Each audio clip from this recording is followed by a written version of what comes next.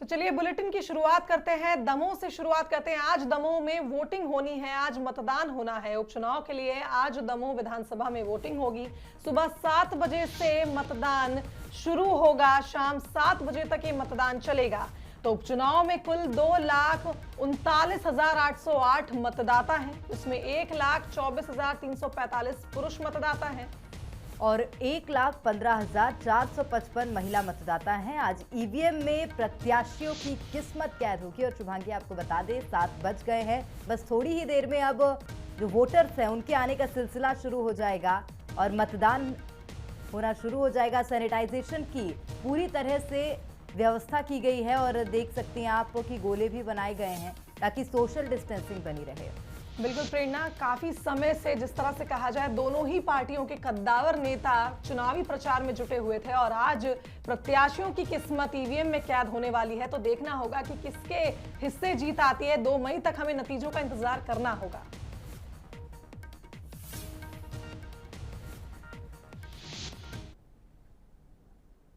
चलिए अधिक जानकारी ले लेते हैं। हमारे साथ सहयोगी मनीष सोनी लाइव बने हुए हैं। मनीष, आपसे जानना चाहेंगे, अब सुबह के 7 बज गए हैं और इंतजार की जो घड़ी है वो खत्म हो गई है। आपके माध्यम से नजारा भी दिखाना चाहेंगे दर्शकों को मतदान केंद्र का। बिल्कुल शुभांगी, प्रेरणा, मैं आपको बता दूं कि इस वक्त मैं दमोह के जेबीबी स्कूल में हूं। ये एक आदर्श मतदान केंद्र है और आप देख सकते हैं कि सुबह के ठीक 7 बजे हैं और यहां पर लोगों के आने का सिलसिला शुरू हो गया है। बड़ी तादाद में आप मेरे पीछे हलचल देख सकते हैं। ये मतदान क्रमांक 171 है। इस परिसर में 4 मतदान केंद्र बनाए गए हैं। ये दमोह का एक आदर्श मतदान केंद्र है और यहाँ पर कोरोना गाइडलाइन के पालन के लिए विशेष इंतजाम किए गए हैं। खासतौर पर यहाँ पर गाइडलाइन के कई बोर्ड लगाए गए हैं जिसमें जो मतदाता यहाँ पर पहुंचे पहले वो उस गाइडलाइन को पढ़ें और फिर इस गाइडलाइन का पालन करें। इसके अलावा प्रशासन द्वारा यहाँ पर जो सोशल डिस्टेंसिंग है उसको मेंटेन करने के लिए कई चिन्ह बनाए गए हैं ताकि 2 गज की दूरी यहाँ पर बरकरार रहे। इसके अलावा जो आदर्श मतदान केंद्र इसको इसलिए भी कहा जा रहा है क्योंकि यहाँ पर गर्मी से बचने के खास इंतजाम किए गए हैं। एक अच्छा खासा शामियाना लगाया गया है। यहाँ पर ग्रीन कारपेट बिछाया गया। आप देख सकते हैं मेरे पीछे किस तरह से यहाँ पर ग्रीन कारपेट बिछाया गया है कि जो भी मतदाता यहाँ पर पहुंचे। मनीष, देखिए आप जिस तरह से व्यवस्थाओं के बारे में जानकारी दे रहे हैं, जी चाहेंगे कि आप दर्शकों को वो नजारा भी दिखाइए किस तरह से मतदान केंद्रों में व्यवस्थाएं की गई हैं। बिल्कुल, मैं आपको बता दूं कि आप देख सकते हैं कि मेरे पीछे ये मतदान केंद्र क्रमांक 171 है। यहाँ पर जो वोटर्स हैं उनके आने का सिलसिला शुरू हो गया है। लगातार जो पोलिंग एजेंट है वो यहाँ पर मौजूद हैं। पुलिस बल भी यहाँ पर तैनात है। सभी अपने अपने काम में लगे हैं। इसके पहले मॉक पोलिंग की गई थी और आप देख सकते हैं कि सुबह जो 5:30 बजे यहाँ से मॉक पोलिंग शुरू हो गई थी। वहीं अब मतदान भी यहाँ पर शुरू हो गया है। आप देख सकते हैं मतदान दल द्वारा अंदर जो कि मतदान केंद्र है वहां पर विशेष प्रकार के इंतजाम किए जा रहे हैं। जो भी मतदाता यहां पर पहुंच रहे हैं उनकी जानकारी बकायदा लिखी जा रही है। आप देख सकते हैं कि अगर कोई आपसे संपर्क करने के लिए तैयार हो जाए, चाहे वो अधिकारी हो, कोई कर्मचारी हो वहां का या कोई वोटर हो, तो आप निश्चित रूप से चाहेंगे कि उनसे संपर्क करिए, जानकारी लीजिए। कितना उत्साह है क्योंकि एक लंबे समय बाद दमोह में अब एक प्रत्याशी और जनप्रतिनिधि सामने आएगा। उसके बावजूद ये देखा जाए कोरोना का संकट काल है, लोग वोट डालने लेकिन आ रहे हैं। बिल्कुल बिल्कुल, मैं आपको बता दूं कि यहाँ पर कुछ मतदाता उपस्थित है। आइए उनसे हम बात करते हैं और जानते हैं कि किस आधार पर वो इस बार वोट करेंगे। एक मतदाता हमारे साथ मौजूद है। आप यहाँ पर वोटिंग करने आए हैं, किस मकसद से आप वोट करने आए हैं? क्या आप चुनाव हो रहा है तो वोट कर रहे हैं?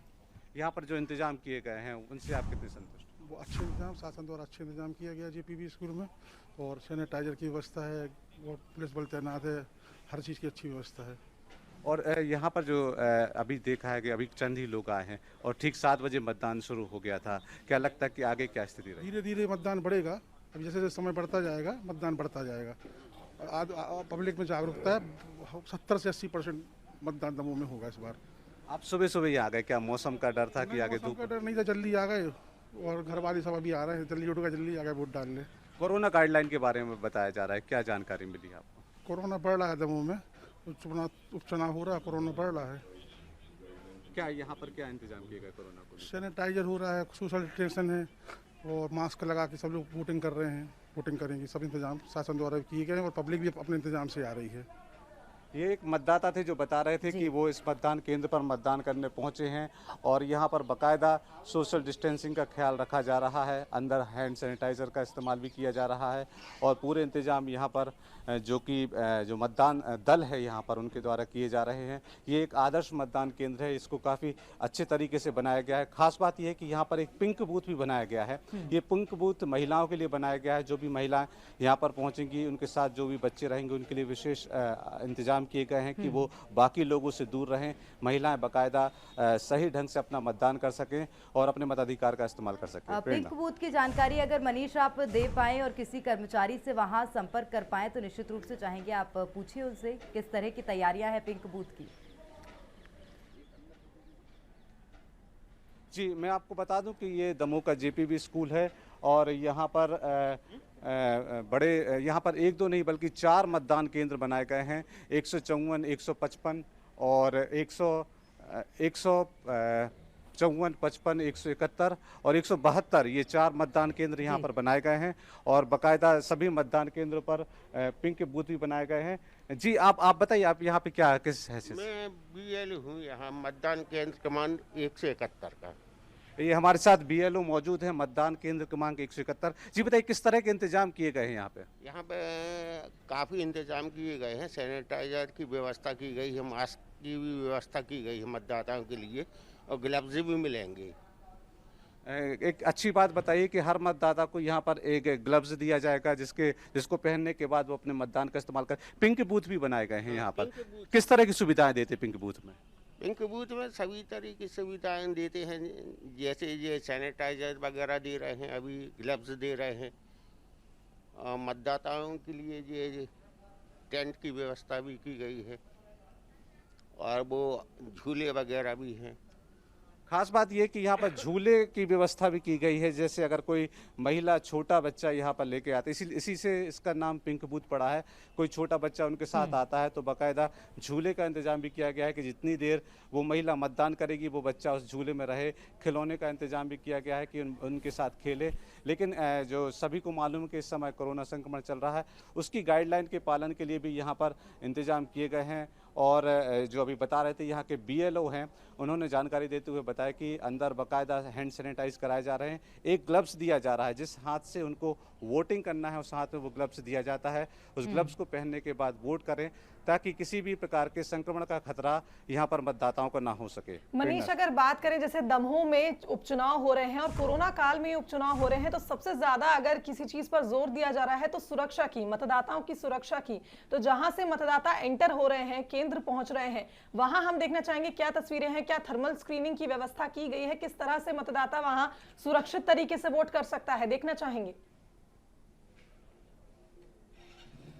बिल्कुल बिल्कुल, मैं अपने सहयोगी से कहूंगा कि बताएं कि यहाँ पे किस तरह से एंट्री रखी गई है।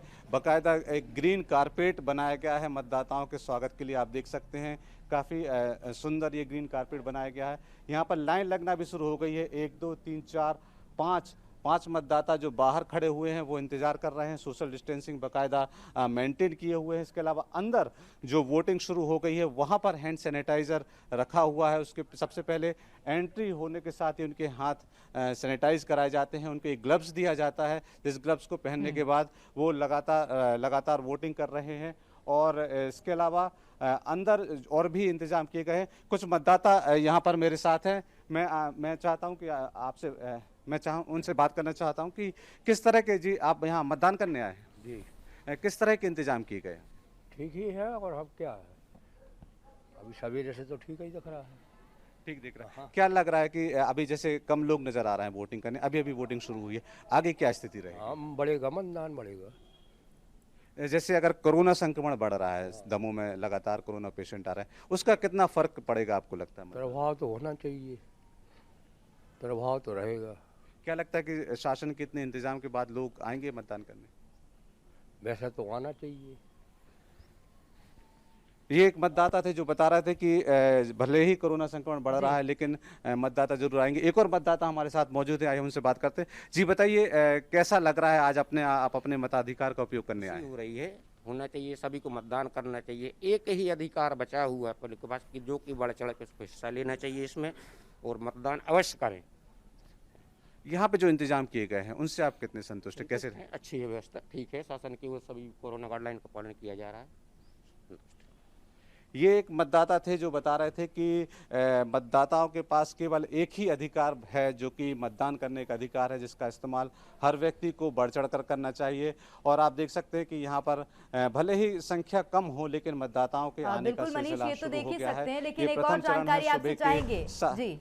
एक और जानकारी आपसे ये लेना चाहेंगे, बीते दिन जिस तरह से देखा गया था कि कार में जब कुछ रुपए मिले थे उसको लेकर विवाद हुआ था, तो निश्चित रूप से कयास ये भी लगाए जा रहे थे कि आज मतदान का दिन है, आज भी कुछ विवाद की स्थिति बन सकती है। तो क्या इस तरह की कोई स्थिति, और अगर होगी इस तरह की स्थिति निर्मित होने की अगर आशंका भी है, तो प्रशासन ने किस तरह से व्यवस्थाएं करी हैं? मैं आपको बता दूं कि कल जो घटनाक्रम हुआ था, हालांकि उस घटनाक्रम का पटाक्षेप बाद में कर दिया गया था, दोनों ही दलों की तरफ से उसमें अपने अपने बयान आए थे, आरोप प्रत्यारोप लगातार चल रहे थे। लेकिन अगर आज की बात की जाए तो पूरे शांतिपूर्ण ढंग से ये मतदान शुरू हो गया है। पुलिस द्वारा चाक चौबंद प्रबंध किए गए हैं, 130 क्रिटिकल मतदान केंद्र हैं, वहाँ पर भी पुलिस व्यवस्था की गई है। हम आपको बता दें अतिरिक्त फोर्स बुलाई गई है, सीआरपीएफ और एसएएफ की जो अतिरिक्त बटालियन है वो भी दमोह पहुंच चुकी हैं। जो गांव देहात के मतदान केंद्र हैं जिनको क्रिटिकल बताया जा रहा था, वहां पर वो सीआरपीएफ के जवान तैनात किए गए हैं। अगर घटनाक्रम की बात की जाए तो अभी तक किसी भी प्रकार की कोई अप्रिय स्थिति नजर नहीं आई है। जो मतदान शुरू हुआ है शांतिपूर्ण ढंग से अभी भी मतदान चल रहा है। जी मनीष, कोई क्या पुलिस अधिकारी या पुलिस बल का कोई जवान वहां है? अगर हो तो आप उनसे निश्चित रूप से ये जानने का प्रयास करिए कि अगर इस तरह की कोई स्थिति निर्मित होती है तो किस तरह से एक्शन लिया जाएगा।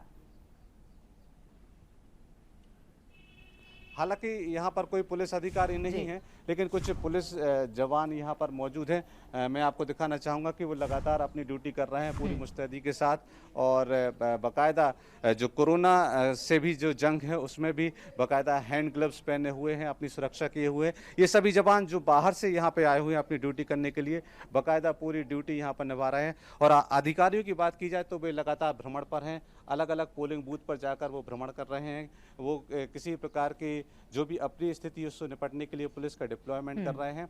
और अगर इस हिसाब से बात की जाए तो दमोह में शांति व्यवस्था लगातार कायम है। शांतिपूर्ण ढंग से सुबह 7 बजे मतदान शुरू हो गया और उम्मीद जताई जा रही है कि जैसे जैसे दिन चढ़ेगा मतदान शांतिपूर्ण ढंग से यहाँ पर संपन्न कराया जाएगा। बिल्कुल उम्मीद यही जताई जा रही है, आप नजर बनाए रखिएगा। बहुत धन्यवाद तमाम जानकारी साझा करने के लिए। फिलहाल देखा गया कि महिला वोटर्स अभी नहीं दिखाई दिए हैं, लेकिन उम्मीद ये भी है कि महिला वोटर्स भी जल्द पहुंचने लगेंगे और कड़ा मुकाबला है राहुल सिंह लोधी और अजय टंडन के बीच। बिल्कुल प्रेरणा, दमोह के दंगल में राहुल लोधी और अजय टंडन आमने सामने हैं और काफी समय से दमोह उपचुनाव का इंतजार किया जा रहा था। पार्टी के नेताओं ने ताकत भी झोंकी थी और अब देखना होगा कि किसके पक्ष में ये फैसला जाता है, कौन जीतता है। और 2 मई को नतीजे आएंगे, तभी स्थिति साफ होगी कि दमोह का दंगल का जो विजेता है वो कौन है।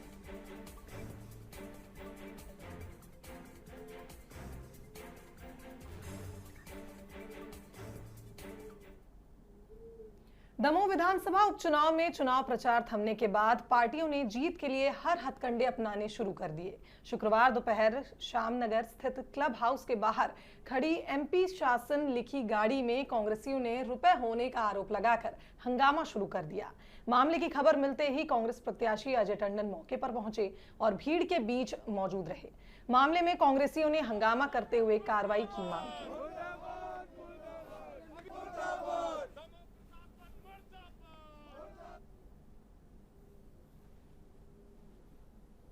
हत्या हो रही है और इस प्रकार से पूरी पुलिस बिकी हुई है। पुलिस को जो काम करना चाहिए वो नहीं कर रही। अभी तक तो कार्रवाई होके वो गाड़ी को जब्त कर लेना चाहिए था। आप खुद लोग इतनी देर से देख रहे हैं, जब तक कार्रवाई नहीं होगी हम लोग यहाँ पर डटे रहेंगे। कोई सेंगर है, राजेंद्र सिंह सेंगर की गाड़ी है वो। आप देखिए ना पीछे की सीट पे जो बना हुआ उस पर लाखों रुपए रखे हैं, उसके बाद भी कार्रवाई नहीं कर रहे। इस मामले पर अब सियासत भी शुरू हो गई है, जहां एक तरफ पूर्व सीएम कमलनाथ ने धन का दुरुपयोग कर चुनाव प्रभावित करने का आरोप लगाया है, वहीं बीजेपी प्रदेश अध्यक्ष वीडी शर्मा ने कांग्रेस पर माहौल बिगाड़ने का आरोप लगाया और नंगा नाच हो रहा है। आज आम जनता ने पकड़ा है एक गाड़ी, एक मंत्री की गाड़ी, जहां करोड़ों रुपए उस गाड़ी में है। ये अब मतदाताओं से कोई ये पैसा बांटने जा रहे थे कि शायद जनता का समर्थन नहीं है। अब पुलिस प्रशासन का और पैसों का उपयोग करके ये किसी ना किसी तरह चुनाव जीते। मैं तो ये संदेश पुलिस को देना चाहता हूँ, प्रशासन को देना चाहता हूँ और खुले रूप से देना चाहता हूँ कि कल के बाद परसों भी आता है। धन बल से ये सोचते हैं कि मतदाताओं को खरीद सकते हैं। दमोह का मतदाता बिकने वाला नहीं है। भारतीय जनता पार्टी समझ ले। किसी गाड़ी और किसी भवन के आरोप लगा करके जो उन्होंने प्रयास किया और उसमें खुद जांच के बाद पुलिस प्रशासन, चुनाव आयोग इनके साथ मिलकर के सारी जांच हो गई, कुछ नहीं मिला। ये चुनाव से एक दिन पहले दमोह का वातावरण बिगाड़ने का प्रयास किया है। एक महिला पुलिसकर्मी, उसके साथ अभद्रता करना, अभद्र शब्दों का उपयोग करना, ये दमोह का समाज, दमोह के लोग कभी स्वीकार नहीं करेंगे। इसका जवाब कल के दिन चुनाव में भी जनता देगी। लेकिन मैं चुनाव आयोग से और प्रशासन से अपील करना चाहता हूं कि ऐसे लोगों को किसी कीमत पर नहीं छोड़ना चाहिए। हम पहले ही कहते थे कि अजय टंडन की पृष्ठभूमि गुंडागर्दी की पृष्ठभूमि है। तो आरोप प्रत्यारोप के बीच अब दमोह उपचुनाव के लिए वोटिंग होना शुरू हो गई है। चलिए रुक कर लेते हैं कोरोना के आंकड़ों की ओर। मध्य प्रदेश की अगर बात करें तो कोरोना की रफ्तार तेज है। 24 घंटे में कोरोना के 11,000 से ज्यादा नए केस मिले हैं। कोरोना संक्रमित 60 लोगों की मौत हुई। भोपाल ने कोरोना संक्रमण में इंदौर को अब पीछे छोड़ दिया है। भोपाल में 1,681 नए मरीज सामने आए। इधर इंदौर में 1,679 नए मरीजों की पुष्टि हुई। जबलपुर की बात की जाए तो आंकड़ा 724 पहुंच चुका है। इधर ग्वालियर में 692 तो खरगोन में 218 नए मरीजों की पुष्टि हुई। अब प्रदेश में कोरोना के एक्टिव केसेस की संख्या 59,183 पहुंच चुकी है। तो प्रदेश में कोरोना के 3,84,563 पॉजिटिव मरीज हैं। प्रदेश में कोरोना से 3,20,955 मरीज स्वस्थ भी हुए हैं।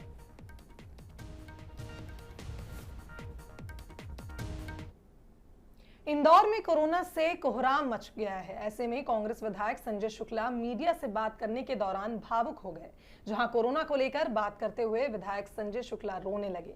उनकी आंखों से आंसू निकल गए। उन्होंने कहा कि लगातार हालात बिगड़ते जा रहे हैं। परंतु भारतीय जनता पार्टी के लोग एक भी आगे नहीं आ रहे और काम करने को तैयार नहीं है। मैं अकेला कितना करूं, मैं हालत खराब हो चुकी है मेरी, मैं उम्मीद नहीं आ रही है। यहाँ तक कि मेरे परिवार के लोगों ने मुझे बाहर कर दिया, उसके बावजूद मैं लगा हूं। और भारतीय जनता पार्टी के लोग बोल रहे हैं नोटंकी कर रहा हूँ। मैं नोटंकी कर रहा हूँ तो मैं अपने घर बैठ सकता हूँ। आप बोले मैं अपने घर बैठ जाऊंगा, पर तो भारतीय जनता पार्टी के लोग मुझे बदनाम कर रहे हैं। और मैं आप देखिए, जनता देख रही है, जनता इसका जवाब देगी। मैं ईमानदारी से अपना काम कर रहा हूँ, परंतु आज कोई बदनाम नहीं कर रहा है। मैं यहाँ आके बोल रहा हूँ, पर मुख्यमंत्री जी आपको जनता माफ नहीं करेगी, इंदौर के कलेक्टर को माफ नहीं करेगी। जो आप जनप्रतिनिधि काम कर रहे हैं और भारतीय जनता पार्टी और काम कर रहे हैं। मैं आम जनता से निवेदन करता हूँ, आप मेरा साथ दे। हम लड़ाई लड़ेंगे, कांग्रेस पार्टी लड़ाई लड़ेंगे, कमलनाथ जी लड़ाई लड़ेंगे, अध्यक्ष सत्येंद्र वर्मा की लड़ाई लड़ेंगे। परंतु आप इंदौर की इंतजार कर रहे, नहीं तो इलाकों को ढेर मरने वाला है। और इंदौर बाहर जाएगी नगरी है जो ये माफ नहीं करेगी आप लोगों को, जिनको लाखों वोटों जिता रहे हैं, एक भी आगे नहीं आ रहा है। मैं आम जनता से निवेदन करता हूँ, आप मेरा साथ दे। हम लोग सब मिलकर लड़ाई लड़ेंगे तो इंदौर को जिताएंगे, जिस हमने जिताया। धन्यवाद। क्योंकि मेरी जनता मेरी भगवान है। इंदौर का मेरी जन्म लिया है। इंदौर के लिए मुझे जो कुछ करना पड़ेगा, क्यों उनके कारण मान सम्मान मिला हुआ, क्योंकि इंदौर शहर की हकार हर परिवार का, किसी के कल ही एक परिवार के उसकी माताजी एक्सपायर हो गई है, उनकी पत्नी एक्सपायर हो गई है, उनका बच्चा एक्सपायर हो गया। तो ऐसी स्थिति आ गई है, लोग अब खाने के लिए नहीं मर रहे हैं, उनके परिवार मर रहे हैं। तो ऐसी स्थिति आ गई है। कभी इन लोगों की व्यवस्था नहीं हुई। 2-3 दिन के अंदर मैं उनके साथ, कभी मैंने आत्महत्या करी इंदौर शहर में, कभी मैंने आत्महत्या की, तो इंदौर शहर कूद के मरने लग जाएगा। मैं 2 दिन का टाइम दे रहा हूँ। 2 दिन का कभी नहीं हुआ तो मैं ये तैयारी करूंगा और मैं करके दिखाऊंगा। मैं तो चलिए अब ग्वालियर की बात कर लेते हैं। कोरोना का कहर वहां पर भी बरपा है। सिंधिया बॉयज स्कूल भी कोरोना की चपेट में आ गया है। 22 लोग पॉजिटिव हुए हैं। स्कूल स्टाफ, स्टूडेंट्स मिलाकर 22 पॉजिटिव मिले हैं। तो प्रशासन ने हॉस्टल खाली करने के निर्देश दिए। देश के टॉप 10 स्कूलों में सिंधिया स्कूल शुमार है। तो प्रशासन ने हॉस्टल खाली करने के लिए कहा है। आपको बता दें, स्कूल स्टाफ, स्टूडेंट्स मिलाकर 22 पॉजिटिव मरीज स्कूल में मिले हैं। देश के टॉप 10 स्कूलों में शुमार है सिंधिया बॉयज स्कूल, जहां पर कोरोना का विस्फोट हुआ है। और स्टाफ और स्टूडेंट मिलाकर 22 लोग कोरोना पॉजिटिव मिले हैं।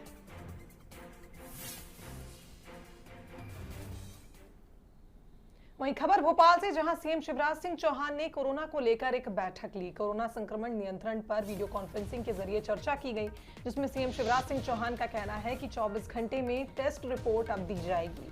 ऑक्सीजन की व्यवस्था, बिस्तर और रेमडेसिविर इंजेक्शन सर्वोच्च प्राथमिकता रहेंगे।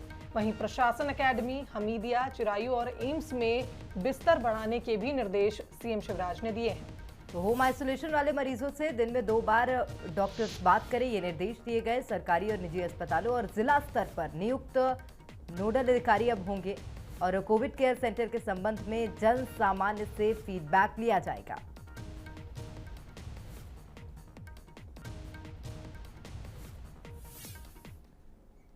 वहीं जबलपुर में कोरोना के कहर का अंदाजा इस बात से लगाया जा रहा है कि अब शमशान में शवों के लिए भी जगह नहीं बची है। आंकड़ों के मुताबिक 8 मरीजों की मौत हुई, लेकिन चौहानी मुक्तिधाम में एक दिन में करीब 50 शवों का कोरोना प्रोटोकॉल के तहत अंतिम संस्कार किया गया। अंतिम संस्कार के लिए लोगों को इंतजार करना पड़ रहा है। शमशान में शवों की कतार लगी है और अब प्रशासन ने अंतिम संस्कार के लिए नई जगह तैयार करना शुरू कर दिया है। 1-2 दिन में नई जगह पर अंतिम संस्कार शुरू हो जाएगा।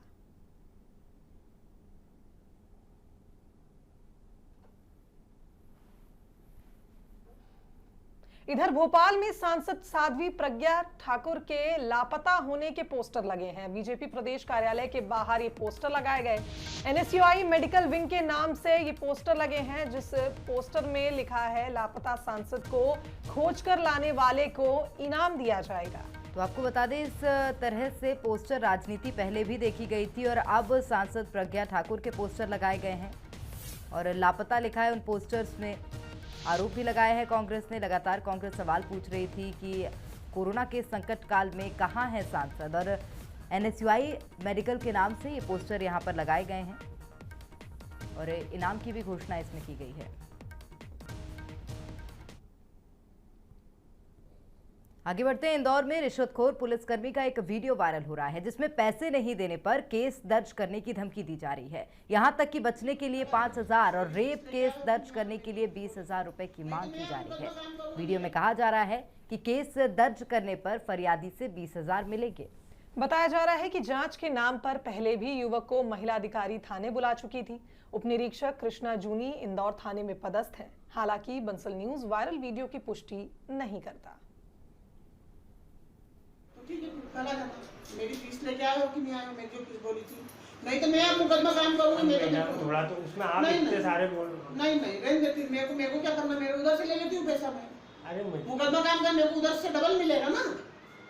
इधर में 5 मांग रहे तो उधर मेरे को 20 मिलेगा। मैं तो मुकदमा काम कर लेती हूँ तेरे खिलाफ। मेरे को क्या करना, मैं क्यों मैं सोच रही कि नहीं यार, जान दो। वहीं ग्वालियर में कोरोना कर्फ्यू के दौरान चल रहे सेक्स रैकेट का खुलासा हुआ। क्राइम ब्रांच की छापामार कार्रवाई में 5 लड़कियों को गिरफ्तार किया गया, जिनमें 4 दिल्ली से और 1 लड़की कोलकाता की रहने वाली बताई जा रही है। ये सेक्स रैकेट विश्वविद्यालय थाना क्षेत्र के न्यू कलेक्ट्रेट के पीछे संचालित किया जा रहा था। कार्रवाई के दौरान एक युवक को भी गिरफ्तार किया गया। ये कलेक्ट्रेट के पास में एक मकान में कुछ लड़कियों के अवैध आवागमन की सूचना प्राप्त हो रही थी और मुखबिर द्वारा यह आशंका व्यक्त की गई थी कि ये अनैतिक व्यापार से जुड़ी हुई महिलाएं हैं। इस संबंध में तस्दीक के लिए आज हमने वहाँ पर छापा मारा। तो वहाँ पर 5 लड़कियाँ, जो कि 4 दिल्ली में, एक कलकत्ता की होनी बताई जा रही है लड़कियाँ, और एक लड़का आपत्तिजनक अवस्था में वहाँ पर मिले हैं और 5 को राउंड अप करके पूछताछ की है। और चैत्र नवरात्रि का आज 5वां दिन है। आज मां स्कंद माता की पूजा अर्चना की जा रही है। भक्तों में भी उत्साह है और मैहर में माता शारदा की आरती की गई।